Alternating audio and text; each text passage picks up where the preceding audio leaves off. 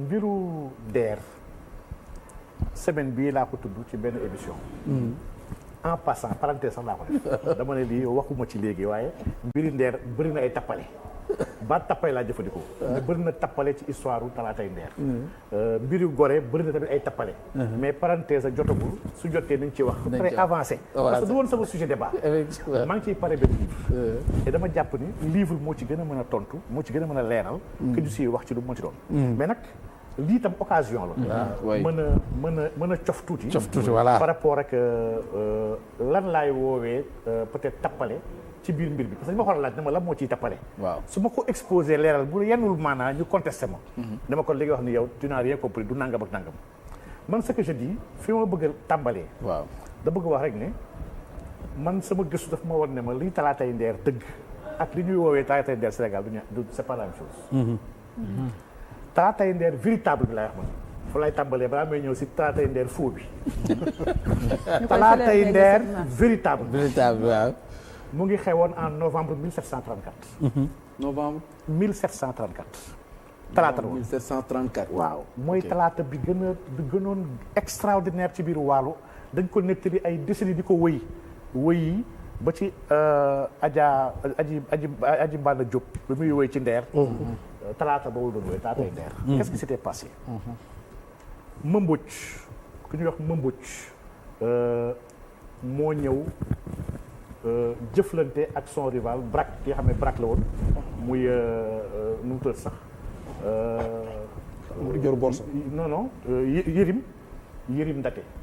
buubu. Braque la woon mu jàpp ko rey ko. rey bu ñaaw. kan moo ko rey Mamboj Kumba Xecc. Mamboj moom moo rey. Yërim Ndate. waaw ba mu ko reyee yebu ci. Linguère bu ñu wax Kondaama. nekkoon ci kër gi te moo ko accueillir. Kondaama Mbodj moo ko may lekk. moo ko teral. mu jàpp ko reddi ko. Kondaama. yemu ci maanaam il y a eu une tuerie sans mesure. bi xam ne am na bés boobu ci Ndeer dans la famille royale ci ay xale yu deful dara ay prince. lii dafa yéemoon waa Ndeer ba ngay tuddee talaata boobu talaatay Ndeer. ok ndax on n'avait jamais vu. dans l'histoire de la famille royale. autant de meurtres. et de tueries faciles ci biir dëkk bi. loolu dañ ko woy ay siècles dans la mémoire collective dama ne man sama gëstu. daf ma may ne ma lii mooy talaatay Ndeer. léegi nag mu am beneen épisode bi am bañ ko créé yàggul. tuddee ko talaatay Ndeer te xewul sax talaata. mooy ce qui s'est passé en mars 1820. te aujourd'hui ñu ñuy woowee féministes yu bëri jël ko porté ko def ko seen benn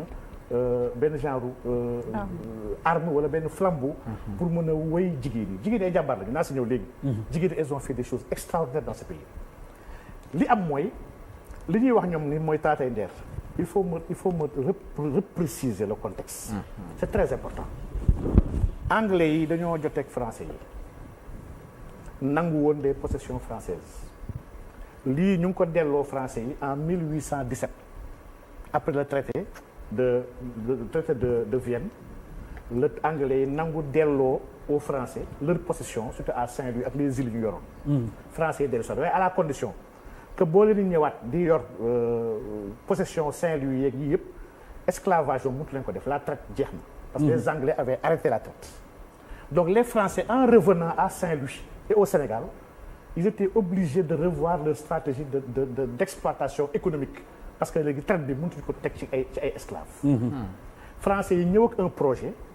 boobu moo nekkoon un projet agricole en réalité. un projet d'exploitation agricole et seen xalaat mu ngi nekkoon ci Waalo ndax Waalo moo amoon suuf yi ëpp solo ndox bi fleuve bi nekk fa. ñu visé woon la Waalo avec un plan clair plan bi xam nañ ko ndax le commandant Schmaltz moo ko andi. jox ko un budget. avec des forts ak des tata yu bëggoon tabax dans la région du Waalo pour mën a asseoir nag léegi beneen forme d'exploitation territoriale et agricole. lii moo andi le commandant Schmaltz mu ñëw au niveau du Waalo. man dama jàpp ne problème bi yëpp na fii lay tàmbalee. ndax Schmaltz mu ñëwee il est venu en mars ba mu ñëwee en mars 1819. weer la ci teg en mai le 8 mai 1819. mu signé traité avec le Braque Amar. Amar Mborso. moo nekkoon BRAC bi xam ne naa si ñëw léegi lu tax moom cas spécial. ba mu signé ak moom traité bu ñuy wax traité de Ndiaw traité bi man waroon naa ko jox sax ngeen mën ko flanqué. nit yi mën ko gis. traité boobu Bitèye boo ko xoolee seen dafay daw ndax dañoo laaj BRAC Waalo suufa mi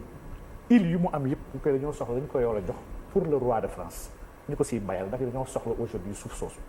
nañu tabax ay port nag ak ay fort yoo xam ne on peut te protéger yow ak sa askan et boo amee jafe-jafe mën la rawalee dugal la ci biir fort yooyu garder la di la jox nga lekk di la surveiller ba kenn la rey waaye en échange lépp luy suuf bu ñu soxla ñu koy jox ñu mën ko jëfandikoo BRAC bi d'accord ci loolu ñu signé traité boobu ñu wax traité de Ndiaw traité boobu c'était le 8 mai 1819 lii moo andi man dama jàpp ne accord bi moo andi coow bi nga xam ne moom après moo tax ñuy wax après Nder ak li xew Nder lii ba mu amee ñëpp ñu nekkoon ci biir Waalo te nekk ay patriotes ndax lii mooy du dul Sénégal actuellement on a des milliers d'hectares yu jël jox ko ay étrangers ay chinois ay indiens ay français ñu yor ko fi Sénégal ñun sénégalais neexuñu ñooñu ñun ñu jëlal suuf dañu ko war a nangu delloo ko sénégalais yi patriote nekkoon Waalo ndax Waalo amoon na ay patriote patriote yi mere BRAC bi ak Sebak Bawor mooy ñi nga xam ne ñoo nekkoon kilifa yi doon doxal Waalo ndax ñi ñoo signé ñu ngi signé si benn bateau tubaab bi la ñu signé nangu lépp lu tubaab bi bëgg ci suuf yi jox ko maanaam tubaab bi Bitèye avant 1819 boobu ñu signé loolu tubaab bi ndox ba la yemoon ñemel woon dugg ci biir territoire yi la première option tubaab bi pour mën a nekk à terre pour mën a exploiter colonie bi ci Waalo la ko tàmbalee lii dafa baax ñu bàyyi ko xel ba lii amee patriote Waalo yi mer waa Saint-Louis commerçant yi mer ndax ainsi de implication au traité bi ñoom ñu yoroon le commerce à Saint-Louis seen affaire dafa naroon yàqu ndax ñoom ñoo doon dem jënd yenn marchandises di ko jox tubaab bu tubaab bi mënee dugg ci biir territoire yi créer fa ay fort di jëfandikoo directement ak fu matière première bi nekk seen commerce dafa nar a yàqu kilifa Fuuta mer ndax tubaab bi dañ doon romb avec le fleuve dans le Fouta di fay ay coutumes ak ay redevances bu tubaab bi amee pied dans le Waalo te Waalo di province bi nga xam ne bu stratégique ndax waa Fouta dañoo yàgg gëm ni lu mel ni Dagana ñoo ko moom ñoom Fouta nag soo fàttalikoo avec les Deñankomi ça a été vraiment organisé dans un état centralisé avec cette province lu tax may andi province dafa am benn province bi nga xam ne moo yoroon xeex bi mooy le Dimat la Yiirlaay ba ci la bokkoon la Xaalaay ba ci la bokkoon la Ngenaar ci la bokkoon la Dabnga ci la bokkoon la Law ci la bokkoon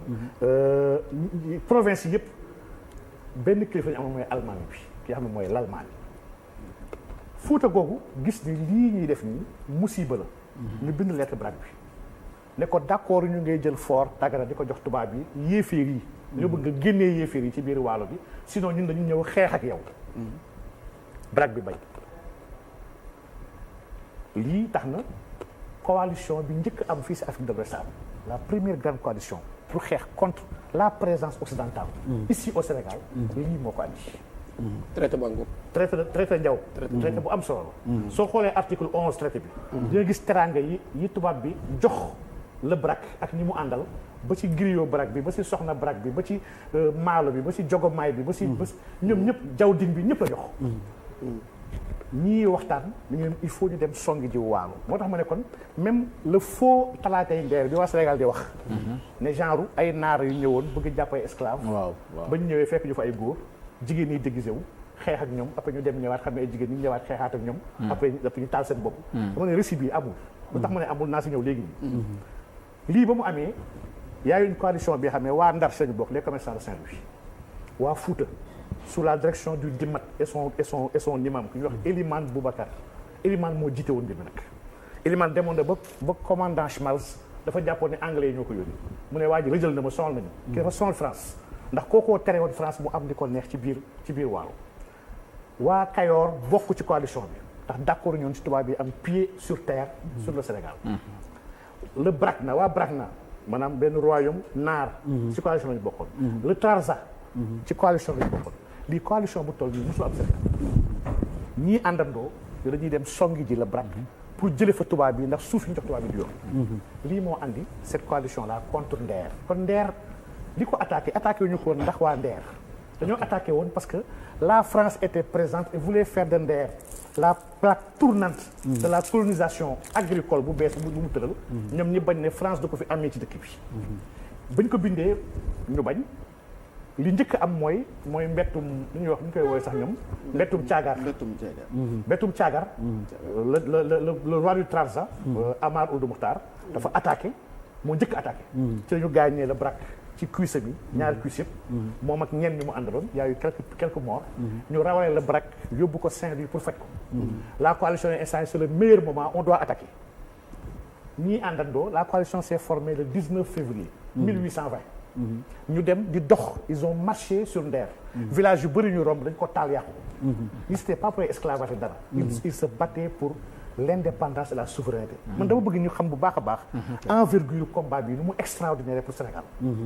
ils sont entrés à Nder pas le 7 mars le 5 mars 1820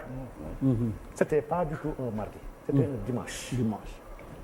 la lii may wax nii ku dem xooli thèse u Boubacar Bari historien thèse la ñuy wax waxu ay source waa source yi nañ dem xooli thèse boobu il relate ces dates là le 5 mars 1820 coalition bi dugg Nder y a eu beaucoup de morts à Nder dañoo rey parce que gars yi dañoo doon jox leçon bi nga xam ne leçon bu grave la à la France te ñi ñoo àndoon ak France bëgg jox tubaab bi suuf si di bànneexu si teranga France yi pour France war a moom Sénégal gars yi d'accord ko histoire bi Yoro Boli bi Pape Maguette tudd léegi nettali na ko mais Yoro Boli fekkewul Nder Yoro Boli est né en 1847 pourtant il relate l'histoire de Nder am na ku fekkee Nder nga xam ne bind na moom Clédor le baron Roger a écrit un livre moom sur l'histoire de Nder moom il était là moo nekkoon gouverneur Sénégal jamono boobu donc ñuy wax tam ba tey tradition ak ay sources mais kenn ay les sources sont ouvertes et c'est très clair ba ñu xeexee foofu à Nder am na deux choses tamit yoo xam ne jàpp naa ne tappale la dañu ko war a gàgganti bi si jiitu mooy jigéen dañoo déguisé woon en homme yor ay armes xeex ak naar yi dóor naar yi kese gàgganti bu njëkk bi mooy dóor naar yi coalition la composée de gens du Fouta avec la bénédiction de Birane Wane qui était l'Almami du Fouta instant boobu joxe ay nit le Kayor le Brakna le Trarza les Trarza les commerçants de Saint-Louis ak une partie du Waalo ñoo àndandoo pour jéem a dindi loolu kon du ay naar yu ñëwoon pour jàpp ay esclaves ñaareel ba du woon mardi dimanche la woon ba ñu ñëwee xeex ak ñoom jigéen ñi déguisé wuñu ku mel ni Amadou Wade il a écrit un livre sur les chroniques du Waalo livre bi nga xam ne mu ngi ko bind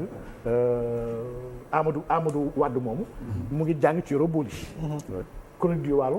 nettali na ni déguisement amu ci jigéen ñi déguisé wuñu kon déjà amul waxuma sax Amadou Waalo le capitaine Azan a fait tamit un livre en 1863 la ko publié livre boobu tamit il montre que déguisement jigéen amu ci woon les hommes se sont battus et comme à l'accoutumée fii au Sénégal jigéen dañoo mës a ànd ak góor yi di xeex jigéen nekk ci ginnaaw góor yi di leen màggal di leen bu max bu amee lekk ñu jox leen bu amee ko gaañ ñu fekk la ba pare di encourager góor yi pour góor yi dellu ginnaaw lii tradition sénégalaise jigéen ñi mës des ginnaaw à Nder nag gars yi dañoo rey ba taal c'est vrai que il y a eu un événement bi nga xam ne moom la ñëpp di waxtaanee te événement bi tamit bëgg naa tamit teg si loxo mooy ndax jigéenu Nder dañoo dajaloo ci benn case bu bant def ci poudre taal seen bopp ne mooy ngeen ñu jàpp leen